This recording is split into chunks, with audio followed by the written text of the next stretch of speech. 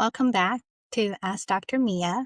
I am Dr. Mia, and this episode is going to be an explanation episode of Medicare and Medicaid, given the political climate that we live in and the recent news about changes in law. I am going to do my best to explain things in as plain language as possible so that you walk away with the knowledge and the insight and hopefully feel empowered to do the next steps. So I am going to talk very briefly from the very beginning and just clarify some information about insurance and some terminology that people may know or may not. But I wanted to make sure that we are all starting at the same place. So insurance is basically you purchase a plan that you pay on a monthly basis, usually. That's called premium. You pay a premium every month so that when something happens, like a car accident or a health issue, your insurance pays. There are some terminology about other insurance-related payments. One is called a deductible. So that means that's the amount of money that you have to pay before out of pocket before insurance will kick in. So for someone who buys just a disaster, rarely happen type of situation, insurance that needs insurance, you might want to choose a plan that is cheaper to pay the premium or the monthly payment, but it may come with a high deductible, meaning you have to pay a lot of money out of pocket for a devastating injury or something before insurance will kick in. Health insurance, in many ways, don't work like life insurance or car insurance, where there's a major accident or that someone dies and then a large sum of money comes in. Health insurance in our country is really quite complicated, but in order to have access to healthcare, a lot of people really do need insurance, and it's something that you can choose to not pay into insurance, but like car maintenance or going to the dentist, sometimes if we wait until the last minute when there's a major crisis going on, then everything is more expensive. And coming back to Medicare versus Medicaid, there's a lot of confusion about what these programs are, who is eligible for them, as well as how do you get some help for the persons living with dementia that you're caring for right now. So Medicare, I think of, is really the insurance for the old. It's generally for 65 and older, and this is something that is regulated by the whole country on a federal level, and it is funded by what your tax payroll contributions have been over working over many years, and it is also coming from the government in terms of everyone's taxes, the revenue that comes into the government. And for Medicare, because it is an insurance, people also pay a premium even after they retire to get Medicare insurance. I'm not going to go into the details between Medicare versus Medicare Advantage, but just to briefly say that traditional Medicare or fee-for-service Medicare is really something that you contract directly with the federal government, versus Medicare Advantage are where you are buying a plan from a not government entity like United Healthcare, Aetna, Humana, Blue Cross Blue Shield. Those are the intermediaries between you and the government. Medicare Advantage programs are oftentimes doing a lot of marketing and talking about how you can get glasses and hearing aids and some of the things that traditional Medicare does not cover.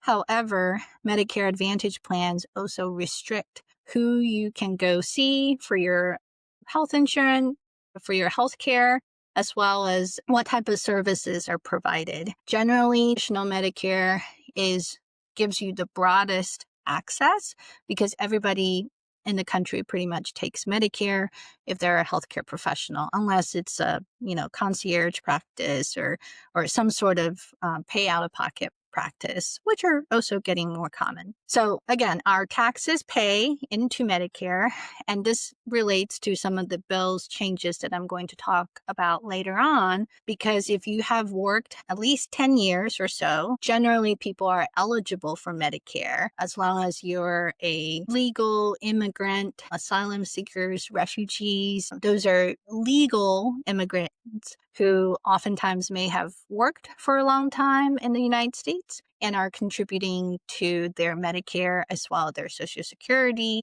disability benefits down the line when they retire. Now, Medicaid is really insurance for the poor and the disabled. Medicaid or aid, aiding the poor. It is generally regulated by each state, but it is jointly funded by both the state and the federal government. So the state will pay some money into the Medicaid pot, and the federal government usually also has a match of whatever the state pays into.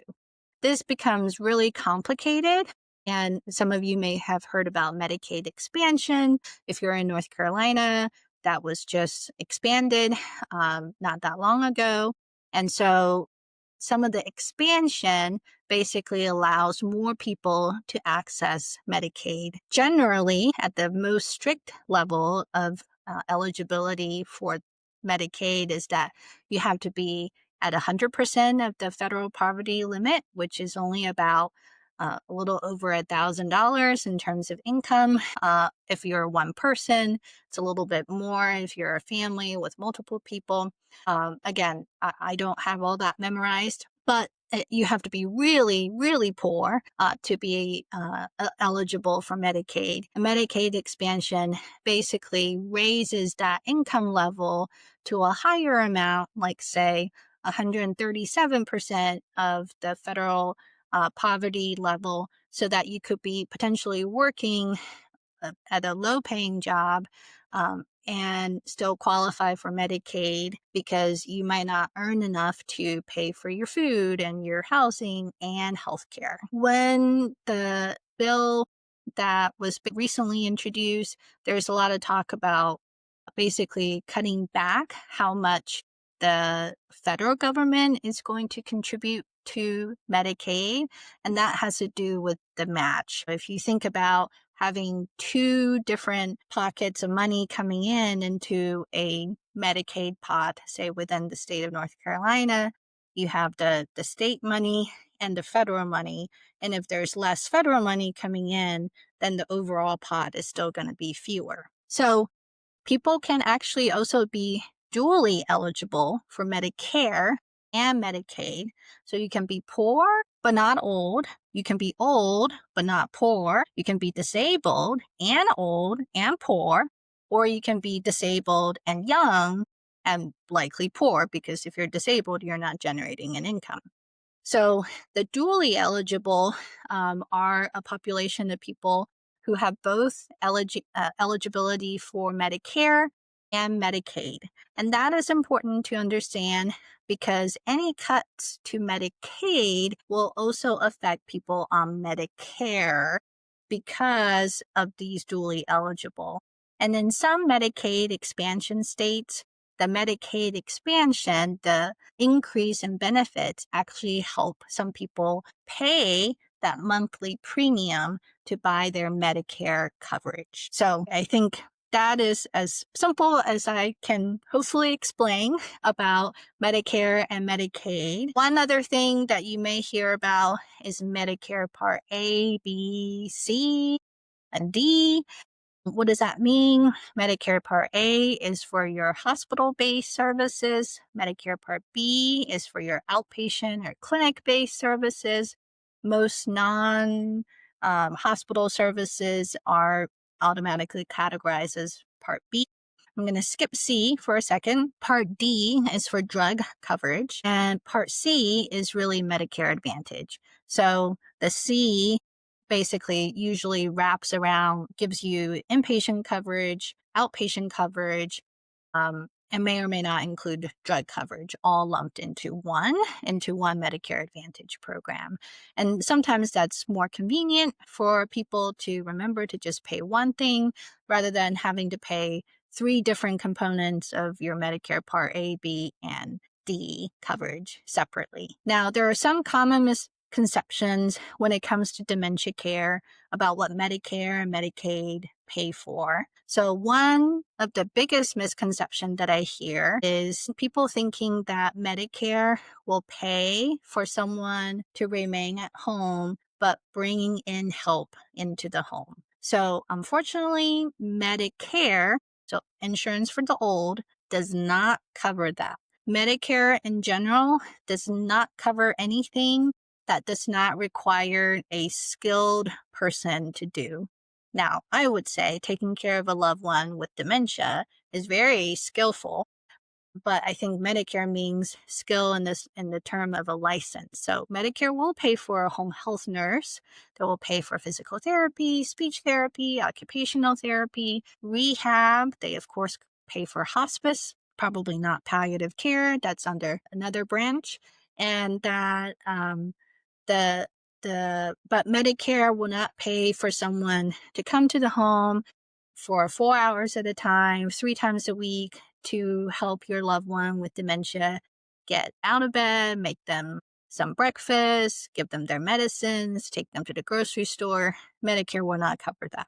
Medicaid, or insurance for the poor, is the primary insurance in this country, in the United States, depending on where you're listening from, in this country that pays for what is called long-term care services. So if you need something beyond just a couple months, like after a surgery or hospitalization, usually those Medicare covered services can only cover for a short period of time, and then they have to go off and stop. So anything that you need for long-term care services are generally paid only under Medicaid, unless you have separate, privately bought life insurance or long-term life insurance, or those things that are not regulated by the government. And so it becomes really tricky, and I find that the majority of patients I see and the families I talk to are basically too rich to qualify for Medicaid,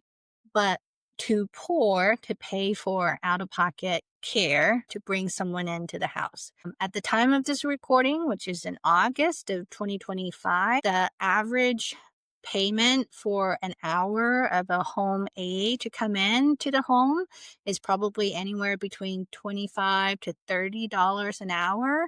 And of course, this will vary depending on where you live. The more higher cost of living areas will have a higher rate. And, if you're in a more rural area with potentially a lower cost of living, it may be a little bit lower than the rate that I just quoted. But if you think about, say, $30 an hour, even if you were only to need it 4 hours a day and say 3 times a week, that is $120 times 3, or $360 per week times 4. So $1,200 and $440 for a month, which is a substantial amount of money for retirees to have to pay out of pocket when they have a limited income. Okay, so let's now talk about what is this bill and what kind of things are being changed. I find the name of the bill, One Big Beautiful Bill Act, or OBA, a little bit of a misnomer, and I prefer not to call it the Big Beautiful Bill, because it really, unfortunately, is not very beautiful. It is big, but it's not very beautiful. Billionaire Boosting Bill may be another way to use the same acronym, but I probably would just call it HR 1, which is House Resolution 1 bill to share with you all in terms of what it entails. One other thing about Medicaid I wanted to mention is that Medicaid covers a much broader list of services than Medicare.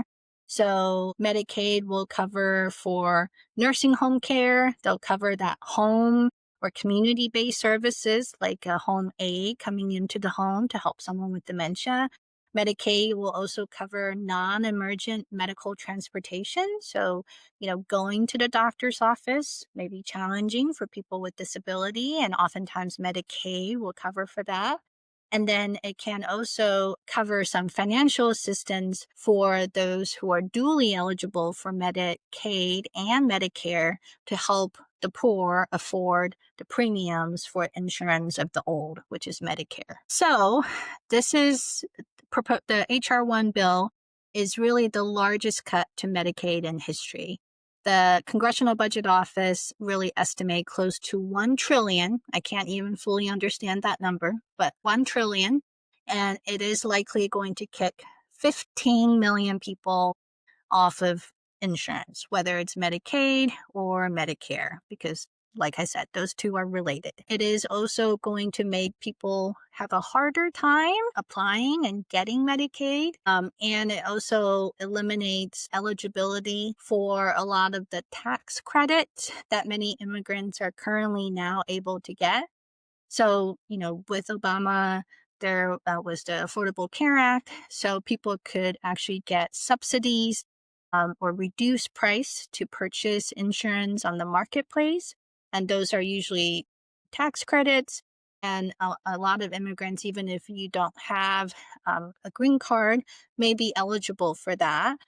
So the more people who can buy into the insurance, usually the better. And that lowers the cost for everyone because you have healthy people buying insurance in addition to unhealthy people. And this bill, even though it was passed now, a lot of the changes are not coming in until later on. So I will go through in more detail as to what the proposed timeline may mean. So starting this July, they're going to change some of the eligibility and the enrollment rules for Medicaid, and that they officially limit the type of immigrants who are eligible for Medicare and Medicaid to people who have a green card, people who are Cuban and Haitian, and people who are what's called COFA migrants.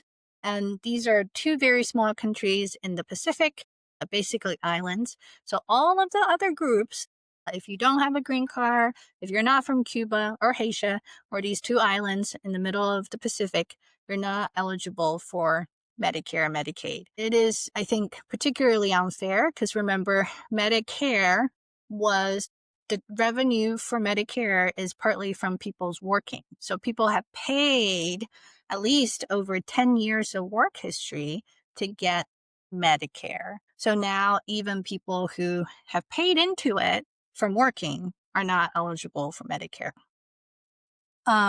They are also allowing states to implement work requirements. Typically, most states do not require work requirements because it is really burdensome to prove that you are working for a certain number of hours out of a month. In fact, this is really just a way to limit how many people can actually get Medicaid. I think it was one of the states had, maybe Arizona, had recently implemented work requirements, and a lot of the money was actually going to the state to go through the paperwork of checking who had or who didn't have the approved work requirement. And it didn't actually make the program better. It just limited the number of people who can actually become eligible. So on a broad spectrum, January of 2026, there's tax credits that allow for people to buy insurance cheaper on the Affordable Care Act marketplace will end. They're also going to limit people they're also going to limit a lot of the lawfully present immigrants from being eligible for Medicaid. Starting in 2027, that's when adults between the age of 19 and 64 must show that they meet the Medicaid work requirements. And this is one that is tricky because if you're disabled and that allows you to become eligible for Medicaid, then you really can't work. And if you don't have health insurance to see a doctor to sign a letter that says you can't work due to a medical disability, then it becomes a catch-22. You can't access the people to write the document to say you can't work because of a disability to get the insurance that will get you access to the doctor. It makes no sense. But it also limits, in 2027 is also when they will limit the retroactive Medicaid coverage period. So what typically happens right now, because it takes a long time to get Medicaid, you have to have all the income paperwork and documents and all of that. Say someone needs their loved one to move into a nursing home for memory care or for a long-term nursing home, that helps with dressing and changing and transfer and whatnot. The facility can take someone who have their Medicaid application in progress with the understanding and the law that if approved, right now Medicaid will cover the 3 months preceding to when the coverage is officially approved. So you basically have a timeline of 3 months to be able to wait through the bureaucracy of processing your application while still getting the health care services. Now, the rule, the bill, the HR 1 bill, is limiting that retroactive coverage from 3 months to 1 month. So you only have a very short amount of time to get that ready. I think what this is going to translate into is that a lot of nursing homes, especially in more rural areas or nursing homes that take a lot of Medicaid patients, may actually go out of business because they won't have the guarantee that the work before someone is Medicaid approved will be covered, and that will just become a financial loss. And also in 2027 is when Medicare coverage, insurance for the old, will only be allowed for people who have a green card from Cuba, Haiti, or COFA migrants. So all of the other people who are immigrants who have paid into their Medicare pot of money will be terminated in January of 2027. Then it becomes more complicated and talks about other rules that changes co-pays as well as reducing the amount of home equity. What that means is that typically a lot of older adults may be what's called house rich but cash poor, meaning that they have paid into their house that they're living in over many years, and their only asset is the house that they're living in. They don't necessarily have a whole lot of dispensable income sitting in their bank that can be used to pay for healthcare or pay for care. The Medicaid home equity basically has a limit of $1 million in terms of what is considered allowable in terms of assets under Medicaid. And I think with changing that rule of how much your house and your asset is eligible for and still allow you to get Medicaid is really going to harm people who have bought their house, decades ago, and now their home equity have increased in value. Those people are no longer going to be able to be eligible for Medicaid unless they sell their house and spend down that cash money until they have basically no assets whatsoever and become destitute and poor and qualify for Medicaid. So all of those things are kind of what is in the bill. The one other issue I wanted to mention for those who are dually eligible is that even though only say 15 to 17% of the people who, out of everyone who is getting Medicaid, are also getting Medicare, and same thing from the other pot, 17% of people who are eligible and get Medicare also get Medicaid. So somewhere in that range, less than 20% of people are dually eligible. A third of Medicaid spending is actually for those 20% because those people have the dual problem of being poor and being old and oftentimes with disability. And so it's very expensive to take care of those people in society because oftentimes they just have more needs because they have little other resources. And so basically, any cut to Medicaid is also a cut to Medicare. All right. So, on that note, I think the issue about immigration is very complex, and I'm certainly not an immigration expert. I do have personal experience in being an immigrant, going from having a green card to a naturalized citizen. And I know from my personal experience how time consuming and expensive it is to go from, even a green card holder to a naturalized citizen. And I certainly don't have experience going from someone who may have come here as a child, like a DACA recipient, worked for many years, or people who came on certain immigration status that were protected that are now at risk for not being able to get health care. A lot of the people who work in healthcare are actually immigrants. Those home care workers, like I mentioned earlier, unfortunately, they don't, even though you might pay $25 an hour, they don't get $25 an hour. This is a very hard work that people are usually paid the minimum wage, and the rest of that money actually goes to the agency. So 1 in 4 direct healthcare workers are immigrants. And if those people lose coverage for Medicaid, they're also going to be in trouble in terms of taking care of other people who might have dementia, who might be citizens. So this is something that affects not just immigrants, but affects all of us. And I think what's difficult about these bill and the proposed changes is that because not everything happens immediately right now in the summer of 2025, we're really not going to see the changes and people being uninsured until several years by now.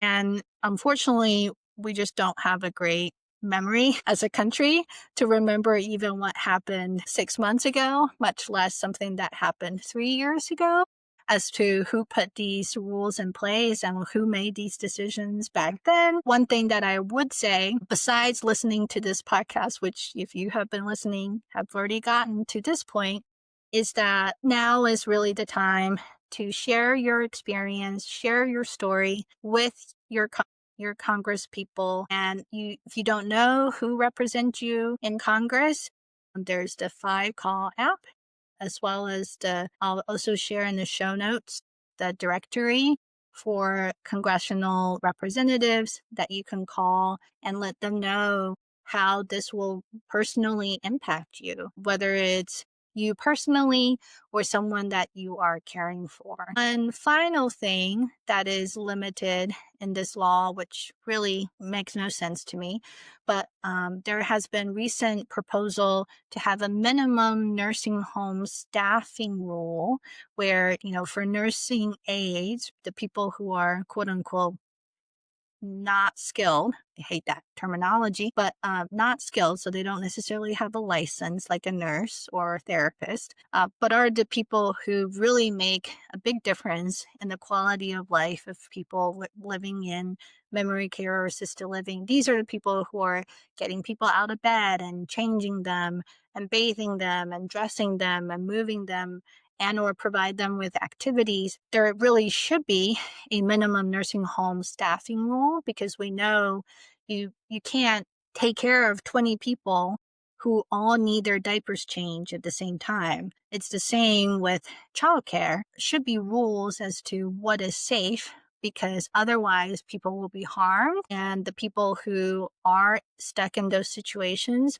oftentimes can't leave because they can't just move into another nursing home that has better staffing. So all of this is tremendously important, I think, for you who are listening. And the reason why I wanted to talk about this on this podcast, because I really think we are at a crucial moment in history where we have to make our voices heard, even if it feels like it's a drop in the sand and maybe no one is listening.